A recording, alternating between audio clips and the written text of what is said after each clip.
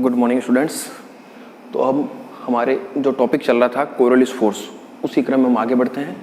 आज जो हम टॉपिक करने वाले हैं वो है हमारा पृथ्वी पर क्षैतिज दिशा में गतिशील कण पर कोरियोलिस फोर्स। ठीक है, Coriolis force on a particle which is moving in horizontal direction at earth. ठीक है, ठीक है।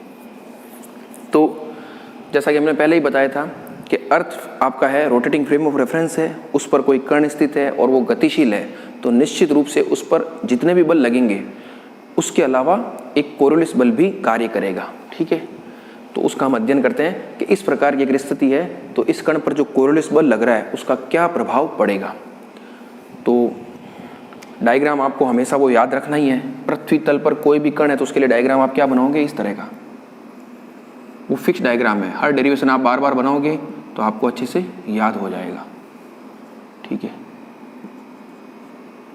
ये कोई लैम्बडा अक्षांश है, ये भी ओमेगा, ये लैम्बडा, ये आपका जे कैप डैश जो कि है नॉर्थ, ये आपका आई कैप डैश जो कि है ईस्ट, और ये आपका के कैप डैश जो कि है वर्टिकल। ये लैम्बडा, ये 90 माइनस लैम्बडा और ये लैम्बडा। और इससे आप ओमेगा क्या लिख दोगे, मैं यहाँ लिख देता हूँ अलग से। यहाँ से आपके ओमेगा क्या आ जाएगा, omega cos lambda J cap dash plus omega sine lambda K cap dash. ठीक है, अब क्षैतिज दिशा में कोई गतिशील है, पृथ्वी तल पर क्षैतिज दिशा हम क्या लेके चल रहे हैं, आई कैप डैश और जे कैप डैश। अगर पृथ्वी तल पर कोई कण है तो हमने वहाँ नोटिफाई कर दिया पूरा। ठीक है, हमने इंगित कर दिया है कि जो आपकी आई कैप डैश और जो जे कैप डैश है वो कैसी है, क्षैतिज दिशा है, और के कैप डैश क्या, के कैप डैश क्या है, बाहर की तरफ है, इस तरह से। ये जो आई कैप डैश और जे कैप डैश है ये पृथ्वी तल पर है और के कैप डैश इधर है। ठीक है, तो गति है तो गति इसका मतलब वेग है। तो इस स्थिति के लिए मैं अगर किसी कण का वेग लिखना चाहूँ, मैं क्या कहूँगा, माना एक m द्रव्यमान का कण है जो पृथ्वी तल पर क्षैतिज दिशा में v वेग से गतिशील है, उसके वेग को निम्न प्रकार लिखा जा सकता है। तो लिख दीजिए vx आई कैप डैश प्लस vy जे कैप डैश। ठीक है, ये इन जनरल लिखा है। केवल ये भी हो सकता है, केवल ये भी हो सकता है, माइनस भी हो सकता है, इधर भी माइनस हो सकता है, किधर भी हो सकता है। इस तरह का क्वाड्रेट बनेगा ना आपका, तो ये कण इस प्लेन में इधर भी हो सकता है, इधर भी हो सकता है, इधर भी हो सकता है, इधर भी हो सकता है, इसके अनुदिश भी हो सकता है, इसके अनुदिश भी हो सकता है, इसके अनुदिश भी हो सकता है और इसके अनुदिश भी हो सकता है। उसकी कोई भी दिशा हो सकती है, लेकिन होगी क्या, आई कैप डैश और जे कैप डैश में से ही होगा। हमने एक जनरल केस ले लिया। ठीक है, आई कैप डैश और जे कैप डैश। तो बस अब चूंकि कण गतिशील है तो उस कण पर कोरियोलिस बल कार्य करेगा, जिसका मान हम निम्न प्रकार लिख सकते हैं। तो चलो लिखते हैं। तो इस कण पर कार्यरत कोरियोलिस बल के मान को हम निम्न प्रकार लिख सकते हैं, F Coriolis is equal to -2m omega cross v dash. अब आपके पास v डैश भी है और ओमेगा भी है, आप वैल्यू पुट कर दीजिए। -2m क्रॉस प्रोडक्ट को ओपन करने का सिंपल सा तरीका है, ओमेगा लिखना है तो इसमें तो 0 हो जाएगा, ओमेगा कॉस लैम्बडा, ये आपका ओमेगा साइन लैम्बडा, और ये Vx और ये Vy और ये 0। चलो इसको ओपन करते हैं। -2m, ये आई कैप डैश आपका एज इज, ये 0 और ये माइनस। ठीक है, तो minus omega sine lambda Vy। ठीक है, आ गया। फिर माइनस जे कैप डैश, तो ये भी 0 और ये आएगा आपका माइनस, ये आ जाएगा देख इस तरह से, ओमेगा साइन लैम्बडा Vx। ठीक है, और प्लस के कैप डैश, ये आपका आ जाएगा दिस 0 और minus omega cos lambda Vx। इसको मैं थोड़ा सिंप्लीफाई करता हूँ तो ये देखो क्या हो जाएगा, ओमेगा साइन लैम्बडा Vy, ये माइनस और ये माइनस प्लस, आई कैप डैश, ये माइनस प्लस और ये वापस माइनस, और ये 2m तो बाहर एज इट इज है। ठीक है, और ये हो जाएगा आपका ओमेगा साइन लैम्बडा Vx जे कैप डैश प्लस ये माइनस और ये प्लस और ये माइनस, तो वापस प्लस हो जाएगा, omega cos lambda V X K cap dash. तो ये आपके आ गया कोरोलिस बल का मान। अब आपको इसके दो घटक हैं, देखो ये आई कैप डैश दिशा में भी लग रहा है, जे कैप दिशा में लग रहा है, के कैप डैश दिशा में भी लग रहा है। तो जो घटक के कैप डैश दिशा में कार्य करेगा वो तो इसका क्या हो जाएगा, वर्टिकल घटक हो जाएगा कोरोलिस बल का, और जो घटक आई कैप डैश और जे कैप डैश में कार्य करेगा वो इसका कैसा होगा, क्षैतिज घटक। तो इस कोरोलिस बल को मैं क्या कर सकता हूं, दो घटकों में विभाजित कर सकता हूं।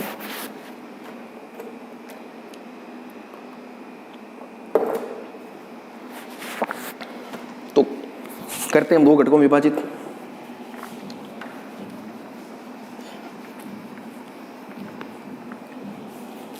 ये लीजिए आप, मैं पहले लिख देता हूं एफ कोरियोलिस हॉरिजॉन्टल, हॉरिजॉन्टल कह दो या क्षैतिज कह दो आप, एक ही बात है, ठीक है ना। तो वो क्या हो जाएगा, ये जो घटक है ये आपका होगा, तो इसका मान क्या आ जाएगा 2m, ये ओमेगा साइन लैम्बडा तो कॉमन आ जाएगा, omega sine lambda V Y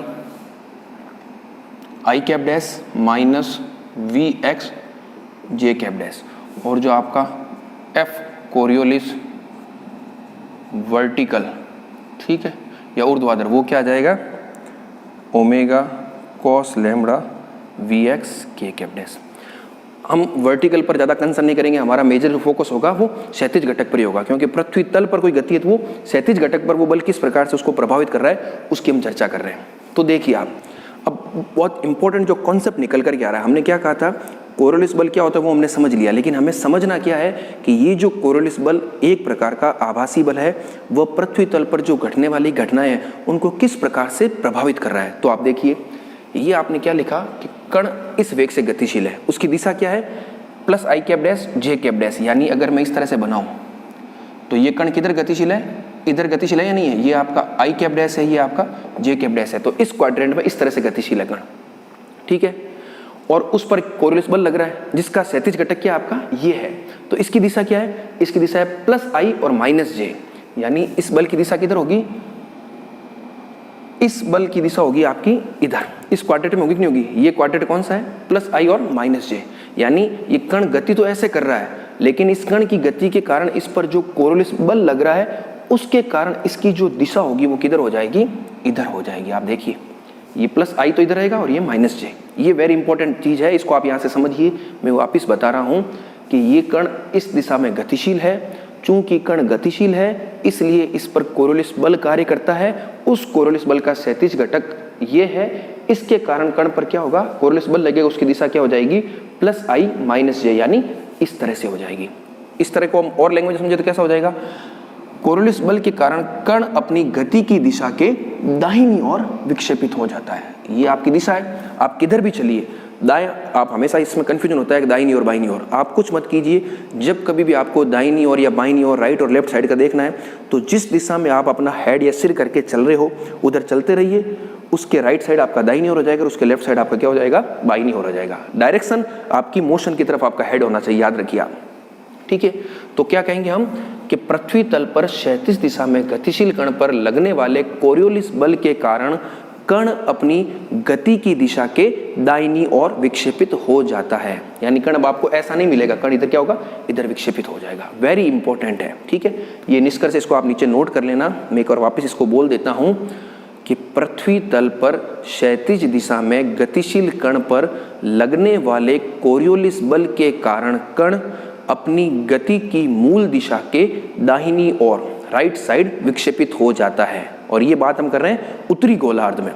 फिर आप अगर दक्षिणी गोलार्ध की बात करोगे तो आप क्या लिख दोगे, इसी प्रकार दक्षिणी गोलार्ध में कण अपनी गति की मूल दिशा के बाईं ओर लेफ्ट साइड विक्षेपित हो जाता है। ये वेरी इंपॉर्टेंट निष्कर्ष है, इसको आप नोट कर लीजिए।